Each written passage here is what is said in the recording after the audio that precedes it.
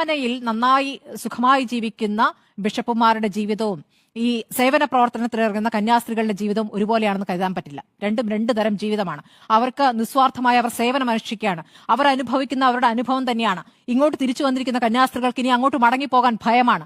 ആ യാഥാർത്ഥ്യം അവിടെ നിൽക്കെ എല്ലാം കഴിഞ്ഞു, എല്ലാം പരിഹരിച്ചു എന്നെങ്ങനെയാണ് പാമ്പ്ലാനി പിതാവ് കരുതുക? ഇത് പരിഹരിക്കപ്പെട്ടു, എല്ലാം കഴിഞ്ഞിട്ടെന്തിനാണ് വീണ്ടും അത് വലുതാക്കുന്നത് എന്ന രൂപത്തിലാണ് പ്രതികരിക്കുന്ന ചിലർ. അത് സത്യമാണോ? അതിനുശേഷം നടന്നല്ലോ ആക്രമണം. അത് നല്ല ക്രിസ്ത്യാനിയല്ല എന്നുകൊണ്ടാണോ? അത് പെന്തക്കോസ്തുകാരാണ് എന്നതുകൊണ്ടാണോ? അതിൽ പ്രതികരിക്കേണ്ടതില്ല. അപ്പോൾ ഇതിലൊക്കെ തന്നെയും ഓരോ വിഭാഗമുണ്ടെന്നേ.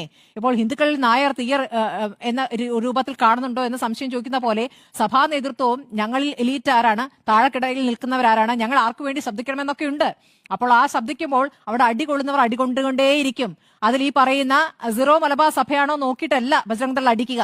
അടി ഇനിയും വരുമ്പോൾ വീണ്ടും പോയി പരിഹരിച്ച് സംസാരിച്ച് ഒത്തുതീർപ്പാക്കാൻ കഴിയുമോ? യഥാർത്ഥത്തിൽ കന്യാസ്ത്രീകളെ ആക്രമിച്ചത് തന്നെയാണോ സഭയുടെ പ്രശ്നം? അതല്ല പ്രശ്നം. കേസുകളാണ് പ്രശ്നം. ഇവിടെ മൂടി വെക്കപ്പെട്ട ഒരു കേസുണ്ടല്ലോ, നേരത്തെ ഒരു അന്വേഷണം കേന്ദ്ര സംഘം എത്തിയ ഒരു കേസുണ്ടല്ലോ, അതെന്തായി?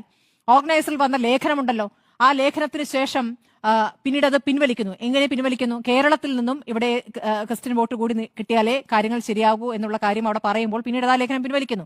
പക്ഷേ അതിനിടയ്ക്ക് തന്നെ ഇവിടെ സഭാ സ്വത്തുക്കൾ സംബന്ധിച്ചുള്ള കൃത്യമായ കണക്കൊക്കെ അവിടെ അമിത്ഷായുടെ കയ്യിൽ